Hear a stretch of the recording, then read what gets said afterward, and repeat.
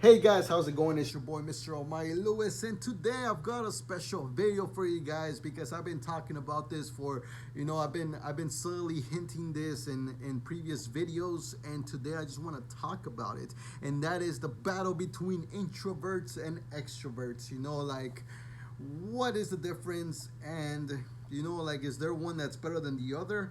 You're about to learn that in this video. So first of all, if you haven't checked out my entire personal development series, there will be a link down below so you guys can go ahead and check out all the other videos I've done about personal development. Anyway, let's go ahead and get started.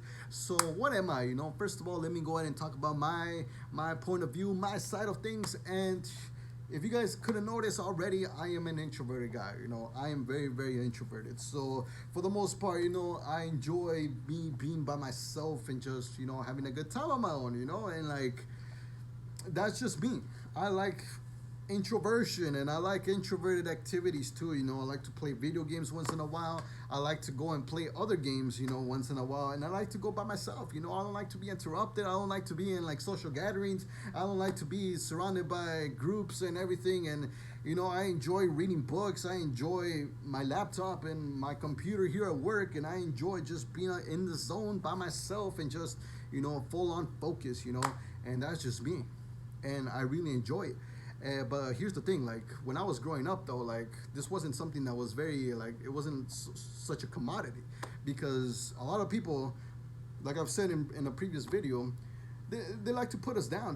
They like to put people who are introverts. They like to put them down. They like to call them shy. They like to call them these like scary cats. I can't even think about the language right now, but because I don't really use these words, I don't call people any of these things, but you know what I'm talking about. If you're an introverted person, you get called all these things that that sort of make you feel a little bit depreciated, and that you're not such a special person after all, and they make you feel like you're somewhat different, from the rest, because everybody else seems to have like amazing communication skills, and you don't, because you're an introverted person and you don't really enjoy it. And here's the thing that most extroverts don't understand is that introverts don't have a motivation to communicate, all right? So we don't actually enjoy fucking communicating, all right? Interaction with other people does not excite us, all right? And the only thing that will excite us as an introvert to have a communication with somebody else is if there's actually a purpose for that conversation. Most of us introverts, we don't communicate to bond. We don't communicate to to have fun. We don't communicate to I don't know, have a good time. We don't do that because we're introverted. We enjoy just being by ourselves and in the zone, and we can enjoy ourselves a lot right there.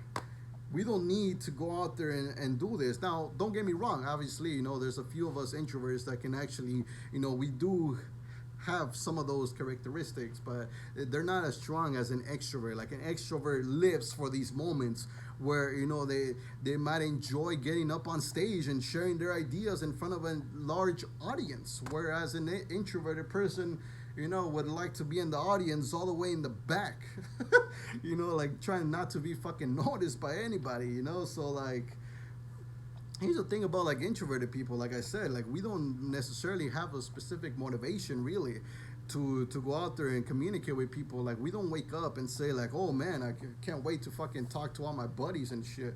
Like this isn't something like we wake up with. We actually wake up and we're like, all right, like what kind of tasks we can actually accomplish. Like we're very logical. It has a very logical structure to the way we think, and we need specific duties and tasks to be done. We love data, we love numbers, we love things like those. And so here's the thing, like I'm out here, I'm out in defense of like introverted people, because introverted people, I feel like they don't get too much defense out there. It's mostly like extroverted, and obviously, it makes sense because extroverted people are the ones who are always out there. They're always speaking their truth. They're always like I said, extroverted people have. It's much easier for them to actually express themselves and really communicate, with words and everything. They're excellent. So here's the thing, like what's the difference here? Like what's actually better? And here's the thing, like I don't think either of them are better. Like what I would suggest to you is that if you're an introverted person like me, which I will be talking about more because that's where I have more experience because that's who I am. If you're an introverted person, I feel like you're not completely lost. First of all, I would like you to embrace your introverted side because that's really the beginning of it all. So if you're an introverted person and right now you're feeling like, oh, like maybe introversion is a bad thing right now, don't think about it that way because introversion itself is not bad. It's actually very good if you really think about it. Like introversion, like most successful people are actually introverted. Like we're the ones who've created these amazing inventions. Like you can think about like Nikola Tesla, you can think about Thomas Edison, you can think about Elon Musk, you can think about Mark Zuckerberg. All these people created some really crazy companies, and they're introverted people. They're just very extremely smart, and so introversion itself, I would even say, is even better. Like we're actually the shit here because we actually perform, we actually do things, we actually make shit happen. Whereas extroverted people, they like to really talk about shit, but there's not a lot of things to back it up. But they also have their own strengths. You know, I feel like both have to work together because take like Steve Jobs for a minute here. Steve Jobs was the extrovert. He was the communicator. He was the one out there, marketing the Apple product. But he didn't make any of it. Like he didn't go into he didn't actually have the skills to go in and create circuit boards and really put things together. He didn't have any knowledge about like software and how to integrate the Microsoft operating system at the time with the with the current computers that he had, and like he didn't really understand how all that worked. He just knew he was just the end user. He just wanted something that worked at the end. So and here's the thing, like he was the communicator, he was the one out there selling the ideas and everything. And so this is why extroverts, obviously, their strength is to talk, is to communicate, is to connect with people. And so this is what Steve Jobs did really well. When he spoke, even when I listen to this guy, it's like, man, this guy is amazing. The way he speaks is amazing. And so I think extroverts, they have that advantage where extroverts can actually, they can actually change the world through their words, through their communication, through their speeches, through, just the way that they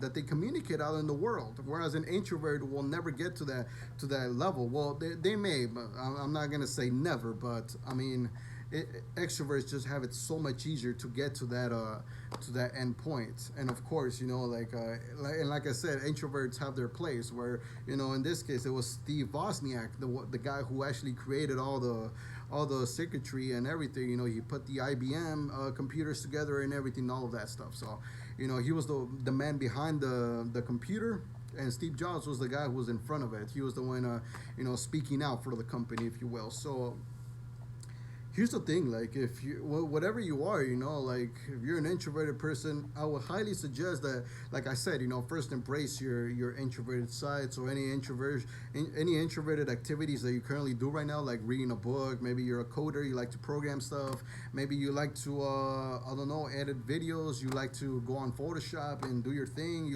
maybe you're a photographer, you like to go out and just take photography. There may be a lot of things that you love to do or introverted activities. Embrace them, be happy with them, be content with them. you know and then after you're okay with that, you feel like you've gotten to a point where you've embraced everything. Try to learn some stuff from extroverted people. So try to learn like communication and things like that, that can help you, express yourself so much better, because that is also important. I'm not going to say that like as an introvert, just call it a day once you embrace your introverted side, because there's so much you can learn from an extrovert as well. You don't have to become an extrovert, but do learn some stuff from extroversion. Like I myself am an introvert, but I can still manage to pull off videos like these, and that's because I've actually trained myself. I pushed myself to make videos like these. They don't come easy.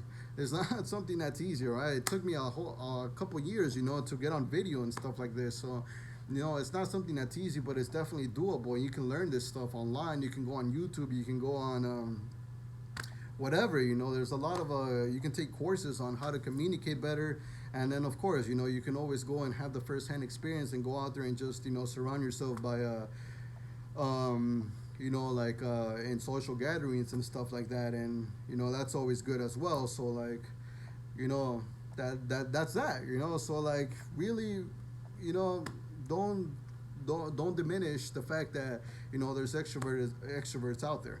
And also, like, if you're an extroverted person, here's what I would suggest. Of course, extroverts usually don't have a problem embracing their extroversion, because extroverts are usually the ones that get the praise. They're usually the ones that are the most popular. They're the ones who are most out there. They are the people who people know the most. Like, and they usually make good leaders because their communication is so good. So they're able to communicate everything to the team, and everybody in the team knows exactly what they're supposed to do. And usually it's like introverts, the ones who are the team members, because usually the extroverted person is usually the communicator. They're the leader, they're the organizer, they're the person who's like the face of the company. They're the ones who are out there, doing the talks, doing the pitches, and doing everything. And usually it's the introverts who are doing the nitty gritty stuff, the things that are technical, more of the things that need like precision and things like that. So like, so as a sorry about that, but like, so as an extrovert, you can really look into introversion. First of all, like, if you're still having trouble, obviously, embracing your extroverted side, embrace it. But then, you can start to learn things about like introverted people. So you can learn things about just spending time by yourself. You can learn things about like reading books, and just being okay of going out by yourself, because that's something introverted people enjoy to do. We just love to go out by ourselves. We don't need anybody. Even though extroverted people think that's weird, we actually think it's fucking amazing. Just to go out and have ourselves a good lunch by ourselves, go to some place by ourselves, and that is fucking amazing. So try to do some of that. You'll, in the process, you'll start to learn that you actually start to learn more about your self-worth, because you start to spend so much more time just on yourself, rather than an extroverted person who constantly needs to have somebody around them all the time in order to feel comfortable, as opposed to an introvert, where they feel more comfortable just being on themselves, and it makes them kind of uncomfortable to spend time with other people, as opposed to extroverted people feel uncomfortable when they have to spend time by themselves. So there's some benefit to each of them. I'm not gonna say, like, I know I'm more on the introverted side, obviously, because it's that's who I am, and that's what I understand more. So I'm gonna go ahead and tailor my content to those specific people, because I just have more experience in that area of being an introverted person. But extroverts, they have their thing, and introverts have their own thing as well. And I don't see a problem with intertwining, or even trying to switch roles. If you're an introverted person and you want to become like a public speaker, and you want to become that person who's always out there and talking, you can train yourself for that. It's not like you're limited to your introverted skills. You can also, go out there and actually, take courses and, grind it out. But do what you love, man. Do what you really feel in your heart. If that's what you want to do, go out there. There's education. There's things that you can do, and you can become great. You can become excellent. I'm just saying that embrace who you are, and then do whatever you want, and don't demonize either. Whatever you are. If you're an introvert, obviously don't demonize extroverts, and if you're an extrovert, don't demonize introverts, because they're both special in their own unique ways. So you want to really take the best of both, and ultimately, that'll really help you express yourself in the best way possible. It'll help you become who you really are, like I've said previously. So I hope you guys enjoyed this video. I really enjoyed making it. Make sure you check out the series down below, where there'll be there'll be a link, so you guys can check out all the videos that I've made about personal development. Anyway, guys, I'll see you guys in the next video.